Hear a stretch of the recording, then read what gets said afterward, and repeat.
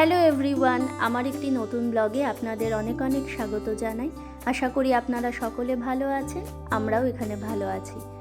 আজ শনিবার, ছুটির দিন। মার ছেলে মেলে চুটিয়ে ঘুম থেকে উঠলাম 8টার পর। কালকেই ওমের এনভেলপ বানাতে গিয়ে অনেকটা রাত হয়ে গেছিলো। স্কুলে নাকি এনভেলপ বানানো শিখিয়েছে, সেটা গ্লু ছাড়া। তাই রাত্রিরে সুইমিংয়ের ক্লাস থেকে এসেই ও আমাকে তৈরি করে দেখালো, আর তার সাথে দিয়েছে একটা লেটার। এই লেটারে লেখা আছে সারাদিনে ওর সবথেকে প্রিয় কাজটি কোনটি। অ্যাজ ইউজুয়াল ওম লিখেছে কমিক বুক পড়ার, এবং এই কমিক বুক পড়তে ওর কেন ভালো লাগে সেই কারণটাও লেখা আছে। ওদের স্কুলে এরকম প্রত্যেক দিন একটা করে টপিকে দিয়ে দেয়, সেটার ওপর বাচ্চাদের মনোভাব জানার জন্য লিখতে দেয়। আর আজকে রান্নাঘরের অবস্থা দেখছেন, কাল রাত্রি 11:30টার পর বাসনগুলো আর ধোয়ার মতো অবস্থা হয়নি। তাই আজকে প্রথমেই কিচেনটা ক্লিন করে ব্রেকফাস্ট বানাবো। এখানে বেশ কদিন বৃষ্টির জন্য ভালোই ঠান্ডা, তাই ঘুম থেকে উঠেই ওমকে অবনপ্রাশ আর গরম জল দিতে ভুলি না। কালকে স্কুলে আবার পড়া হয়েছে ফায়ার আর লাইফ সেফটি নিয়ে। পড়ানোর পর এরকম একটা বইও পাঠিয়ে দিয়েছে বাড়িতে। এমনিতে স্কুলে কী যে পড়াশোনা হচ্ছে সেটা তো জানার উপায় নেই। ওই পিটিএমএ মিটিংয়ে গিয়ে দেখি কি কি ক্লাসে হয়েছে, ব্যাস এইটুকুই। তবে মাঝে মধ্যে এরকম বই পাঠিয়ে দিলে কতটা এই জিনিসটা স্কুলে বুঝতে পেরেছে সেটাও বোঝা যায়। আর ছোট ছোট এক্সারসাইজও থাকে এর বইয়ের মধ্যে, তাতে বাচ্চারা আরও ডিপলি জিনিসগুলো বুঝতে পারে। বড় বড় অ্যাপার্টমেন্টগুলোতে কী ধরনের সাবধানতা হতে হয়, কখন এমার্জেন্সি সিচুয়েশান আসে, ফায়ার ফাইটাররা কীভাবে আগুন নেভায়, এতেও হঠাৎ করে আগুন লাগলে কি কি করণীয়, সব কিছু এই বইটার মধ্যে লেখা আছে। আর এমার্জেন্সি হয় 911-এ অবশ্যই কল করতে হবে। আজকের ব্রেকফাস্টে বানিয়েছি রুটি, পনির বাটার মশালা, আগের দিনের একটু সুজির হালুয়া ছিল, ওটা আমি খেয়ে নেব, সাথে দুধ আর কফি। আজকে একটু হেভি ব্রেকফাস্ট করে নিচ্ছি। ব্রেকফাস্টের পরেই যাব ওমের সকার ক্লাস, সেখান থেকেই যাব আবার একটু দোকানে। কিছুদিন আগেই তো আর্ট ডে গেছে, তখন ওমদের স্কুলে পড়ানো হয়েছে পরিবেশের জন্য গাছ কতটা উপকারী। প্রত্যেকটা বাচ্চাকে গাছ পোতা নিয়েও উৎসাহিত করা হয়েছে। তাই ওম কবে থাকতে বলছে গাছ কিনতে যাব, আজকে উইকেন্ডে, তাই ওকে নিয়ে একটু যাব দোকানে। এই ফুটবলের ক্লাসটা সপ্তাহে একদিন বলে 1 ঘন্টা ধরে হয়। তবে এই 1 ঘন্টা ওমের কাছে খুব কষ্টকর, কারণ ওম একদমই ফুটবল খেলতে চায় না। আর শ্বশুরমশাই যেহেতু একজন ফুটবলের কোচার, তো ওমিকেও অসম্ভব ভালো স্পোর্টসম্যান। ওমকেও সপ্তাহে একদিন একটু নিয়ে আসি জোর করে, যাতে একটু ইন্টারেস্টটা গ্রো হয়। হয়তো বাড়িতে থাকলেই সারাদিন বই পড়ার নেশা। আজকে বৃষ্টি হচ্ছে না বলে দেখুন কত ডাকগুলো এই জলের মধ্যে খেলে বেড়াচ্ছে। এদের আমি দেখি আর ভাবি, একে তো এত ঠান্ডা, এত হাওয়া বইছে, তাও এই ঠান্ডা জলে কি করে যে এরা সাঁতার কাটছে কে জানে। সকালের দিকটাই এই জায়গাটা এলে এত মন ভালো হয়ে যায়, এত সুন্দর পাখির ডাক।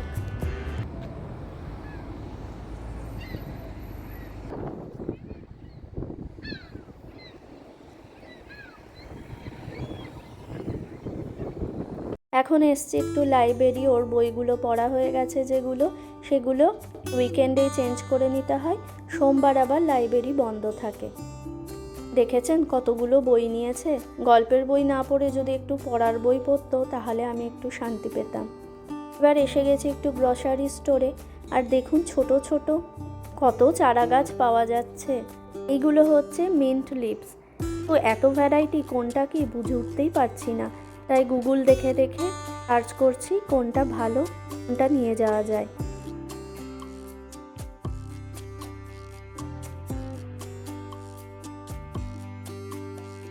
এরকম ছোট ছোট চারা গাছ ছাড়াও বিভিন্ন ফল, ফুল আর সবজির বীজও পাওয়া যায় ছোট্ট ছোট্ট প্যাকেটে।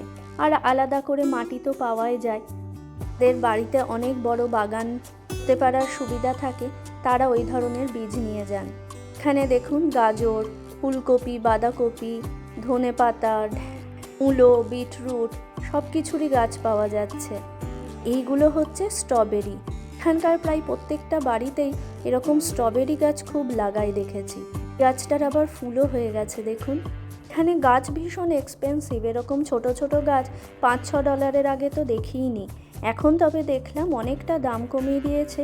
এ সময় আসলে প্রচুর বৃষ্টি হওয়ার জন্য সবাই মোটামুটি এই সময়তেই গাছ কিনে বীজ কিনে পুঁতে দেয়, আর পুরো সামার অবধি প্রচুর ফুল ফল আর সবজি হয়। সুন্দর সুন্দর পটগুলো পাওয়া যাচ্ছে দেখুন। গাছের সাথে সাথে পাশেই কিন্তু গাছ লাগানোর বিভিন্ন সরঞ্জাম পাওয়া যাচ্ছে।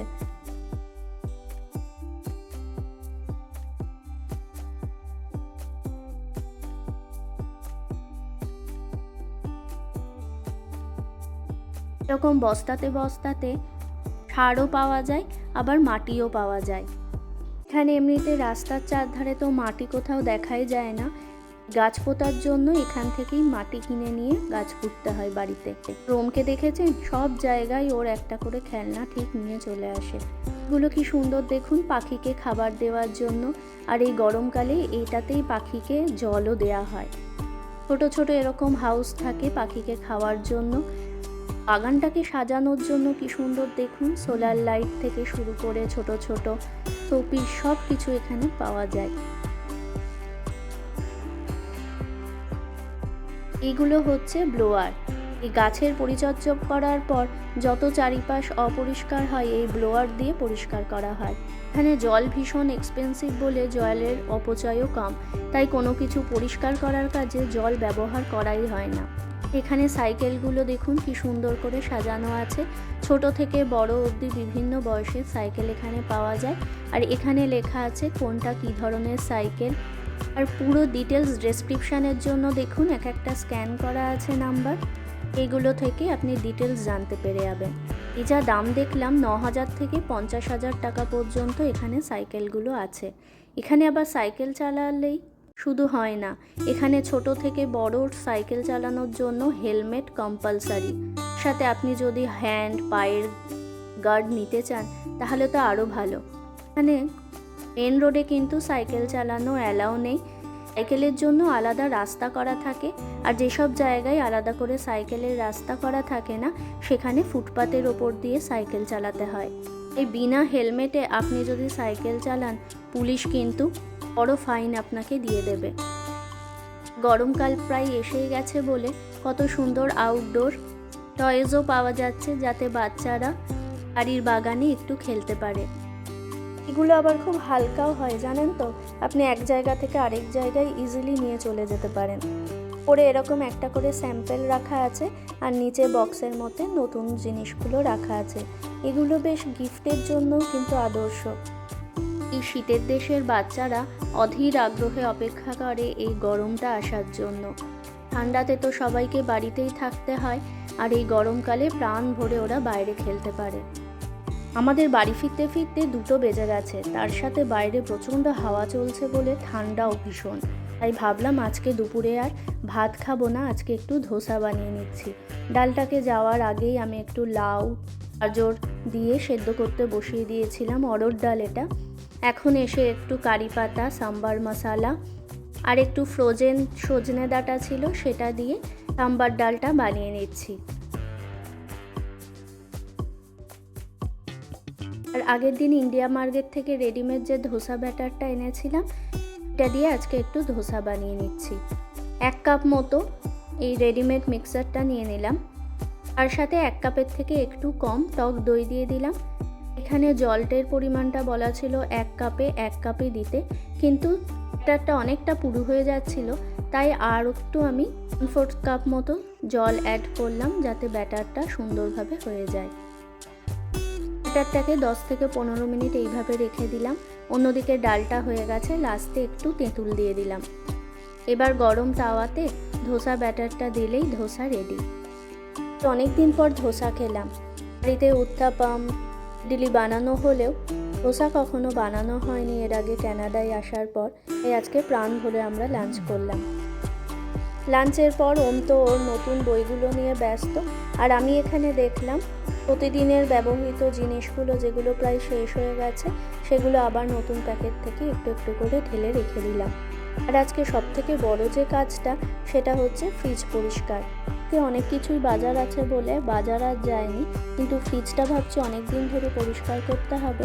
আর এখানকার ফ্রিজগুলো দেখুন কত বড় বড়, গাড়ি ভাড়ার সাথে সাথে এখানে ফ্রিজ, ইলেকট্রিক কুকিং ওভেন এগুলো এমনিই দেয়, আলাদা করে কেনার দরকার হয় না। তবে এখানকার ফ্রিজগুলো জানেন তো অনেক বড় বড়, ছোট ফ্রিজ এখানে প্রায় দেখতেই পাওয়া যায় না। সারা সপ্তাহে তো তাড়াহুড়োর মধ্যে যখন যেখানে যেটা পারি রেখে দিই, প্রপারভাবে অর্গানাইজ করা হয় না। এই উইকেন্ডে মোটামুটি একটু অর্গানাইজ করে নিই। সব কিছুকে এখন নামিয়ে ফ্রিজটা ভালোভাবে ক্লিন করে নিতে হবে। ফ্রিজের মধ্যে দেখুন এরকম বাস্কেটগুলো দেওয়াই আছে, তার জন্য আমাকে আর আলাদা করে বাস্কেট কেনার দরকার হয়নি। আর যে ধনেপাতা, কারি পাতা এগুলো এক্সট্রা থাকে এরকম প্যাকেটের মধ্যেই রেখে দিই। বেসন, সুজি যেগুলো অনেক দিন থাকলে পোকা লেগে যাওয়ার সম্ভাবনা থাকে সেগুলোও আমি রেখে দিই ফ্রিজের মধ্যেই।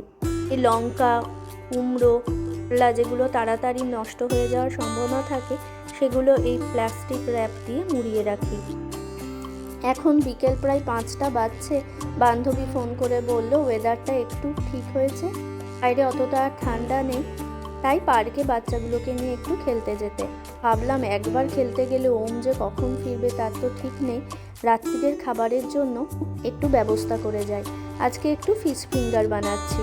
যে স্যালমন মাছটা ছিল আমি তখনই ছোট ছোট করে টুকরো করে রেখে দিয়েছিলাম।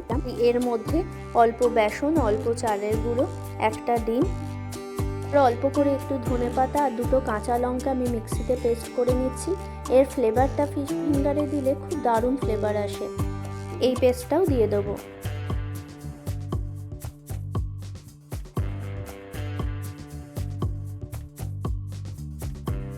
খুব অল্প পরিমাণে লবণ দিয়ে দিলাম আর দিলাম লেবুর রস। এবার ম্যারিনেট করে 2-3 ঘন্টা রেখে দেবো। এখন প্রায় 7টা বাজছে। সত্যি দেখুন আকাশটা অনেকটা ক্লিয়ার হয়ে গেছে, হাওয়া দিচ্ছে মারাত্মক। এসেছি যখন অল্পক্ষণের জন্য একটু ওরা স্কুটিগুলো চালিয়ে নিক।